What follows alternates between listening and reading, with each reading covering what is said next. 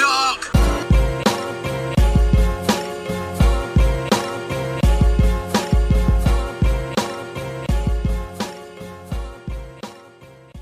Welcome everybody to another episode of Shot in the Dark. I am your host, John Siino Evil here. Let's get right down to it. AEW Dark Elevation starts with Layla Hirsch defeating Brittany Blake by Catcher Blake, who jumps off the ropes right into a knee to the face. This is Brittany Blake making her AEW debut.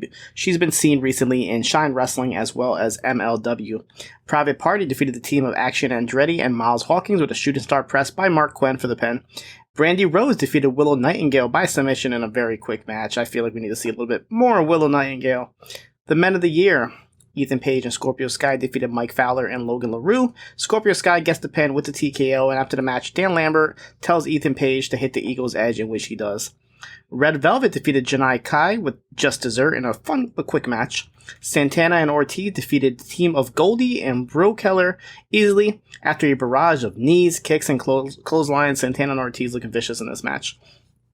Thunder Rosa and Ruby Soho teaming up to take on Leva Bates and Jordan Blade. Quick work where Rosa making Blade submit to the Peruvian necktie. This is actually Leva Bates' first match in AEW since March of 2021, teaming up with Blade, who's making her debut, but she's been around in GCW and Beyond Wrestling.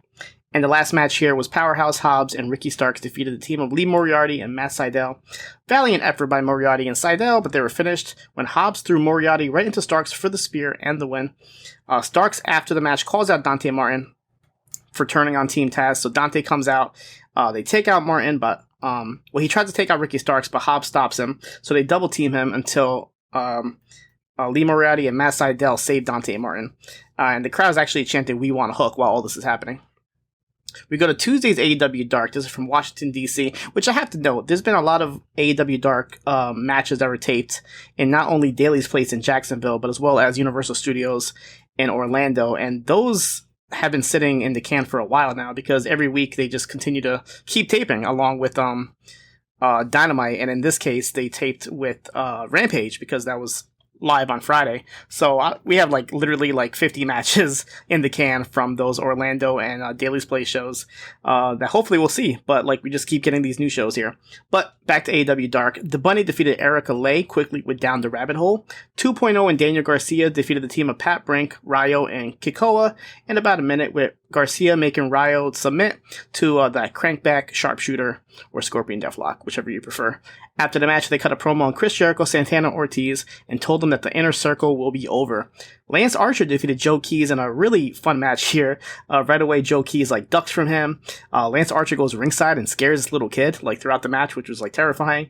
And then Joe Keys is comedically trying to hang in there and fight off Archer. Every time he tries to punch him, Lance Archer just smacks him really hard.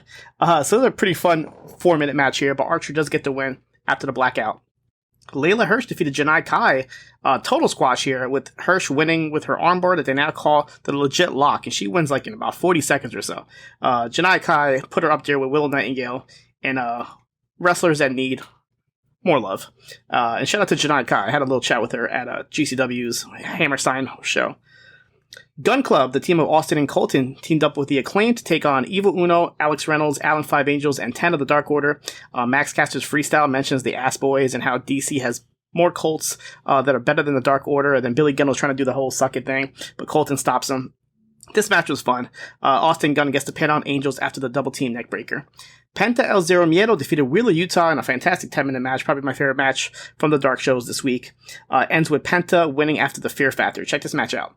And the main event here was Jungle Boy defeated Nick Camarado in a good main event, winning with submission with the snare trap, and then after the match, Jurassic Express took out Aaron Solo. It should be noted that there was actually 4 other matches that were taped that did not air, so I'm not sure what's going on there, but just the results here for those was Aaron Solo defeated Sonny Kiss, Abaddon defeated Gia Scott, who's wrestled in Ring of Honor before, Powerhouse Hobbs defeated Lee Johnson, and the team of Dante Martin, Lee Moriarty, and Matt Sydal defeated Private Party and the Blade of the AHFO. So I'm not sure if we're going to see these matches or not. Add these 4 matches to the other 50 Dark matches that we haven't seen yet. NXT UK starts with Pretty Deadly defeating Sam Gradwell and Saxon Huxley. They showed a segment right before where Gradwell is trying to find a tag team partner for this match, including asking on Twitter for the help of Stone Cold Steve Austin, Elon Musk, Paul McCartney, A-Kid, Nathan Fraser, Finley, and more. And then Kenny Williams is making fun of him for not finding a partner, and is finally revealed to be Saxon Huxley. Kenny Williams actually gets involved in this match, attacking Huxley on the outside, causing Pretty Deadly to hit Spilt Milk on Gradwell for the win. Jinny cuts a promo on Amale, criticizing her for talking about her past, and says that all of Amale's hopes that she has in her heart will be destroyed. We have a video of Blair Davenport, who talks about her family lineage, and the Davenports. She's like at this like mansion that says Davenport on it, and she says that Meiko Satomura should be scared of her. Isla Dawn defeated Amelia McKenzie after about 5 minutes, and then she returns her watch that I guess she stole from her a couple weeks ago. So as she's like defeating her opponent, she's returning the thing that she stole and put in her lockbox. So very weird. Amale cuts a promo responding to Jinny saying that she is Hope and Hope never dies. We get a video hyping up Ia Dragunov versus Jordan Devlin that is announced to be an empty arena match, so this should be interesting coming up soon on NXT UK. And then the main event here was for the NXT UK Heritage Cup, Noam Dar versus A-Kid. Noam Dar defending the cup here. And they go to a draw, very competitive match. Dar finally gets the first fall in round 3 after the Nova Roller kick. A-Kid comes back in round 4 with a pin after a flipping DDT off the ropes. And they both try submissions in round 5, but the time runs out. Shaw Samuels tries to interfere in round 6, but A-Kid takes him out with a suicide dive, and it's just filled with pin attempts back and forth, and it ends with A-Kid putting Noam Dar in a submission, but the time runs out yet again, ending the match in a draw, so Noam Dar retains the Heritage Cup, so we definitely want to see a rematch for this. We go to Impact Wrestling. Before the Impact, Jordan Grace defended the Digital Media Championship against Lady Frost with the Grace driver, and then Matt Cardona comes out. He's everywhere now, and he points at Jordan Grace's Digital Media Championship. And then later on the show itself, it is official that he does challenge Grace for the championship, as he claims he is the innovator of the World Wide Web and the Internet title, so it's only fit that he gets this title. So the show itself, Tasha Steelz defeated Chelsea Green with a crucifix bomb. Mickie James was on commentary. All throughout the show, there was like guest commentators, because D'Lo Brown is still out from his attack from the Ring of Honor guys. And then after the match, Tasha calls out Mickie James and tells her that she's going to beat her and send her back to producing matches for NWA, and then she calls her son a failure, which prompts Mickie to get into the ring. They both brawl a little bit until Savannah Evans runs in and helps Tasha, and Chelsea Green comes in for the save. Madison Rayne and Tenille Dashwood defeated Havoc in a handicap match. So right before the match started, there was Decay, but the Influence takes out Rosemary out of the match, making this a handicap match, and Kayla with a K joins commentary for this, and Tenille Dashwood pins Havoc after the Influence hit a double flatliner. And then the Inspiration sends in a video talking trash about the Influence ahead of their upcoming title defense. We get a promo for the Quintessential Diva, says coming soon to Impact Wrestling. After a little bit of digging on social media, that is the nickname of one Giselle Shaw, who we've seen in the British wrestling scene in the last couple of years, so it looks like she's making her way stateside here for Impact Wrestling. Ace Austin and Madman Fulton, they interrupt Speedball Mike Bailey backstage, and they try to make friends with him, but they get interrupted by Johnny Bravo. We get another handicap match here with W. Morrissey defeated VSK and Zicky Dice at the Learning Tree. Brian Myers on commentary for this. Quick squash, Morrissey kills them both with a chokeslam and a powerbomb for a double pin. And then Morrissey cuts a promo saying that if Moose isn't going to give him a title shot, he'll go find him himself. Scott D'Amore stops him backstage and tells him that he'll get a title shot at no surrender. And then somebody stops Scott D'Amore and tells him that they need him right away, as there's a situation. And then we end up seeing Scott D'Amore bumping into the Ring of Honor Renegades, who are trying to get into the show. They say they even have tickets for this. And Scott says they don't need tickets. He'll put them in the skybox to watch the Jonathan Gresham match only because it's the Ring of Honor World title. But after the match, they have to leave. So we go to the Ring of Honor World title match, Jonathan Gresham versus Steve Maclin, a pure rules match, and they start burning through the rope breaks and the closed fists really early on. Very good 10-minute match here, and then Gresham is able to pin Maclin with a figure 4, and then he uses the ropes as leverage, as it is legal with the rope breaks ending here. And then after the match, the Ring of Honor Renegades are escorted out. Doc Gallows and Joe Doring team up to defeat Heath and Rhino with Carl Anderson on commentary. Gallows gets the pin on Heath after Diener hits Heath with a flag, and they hit a double chokeslam.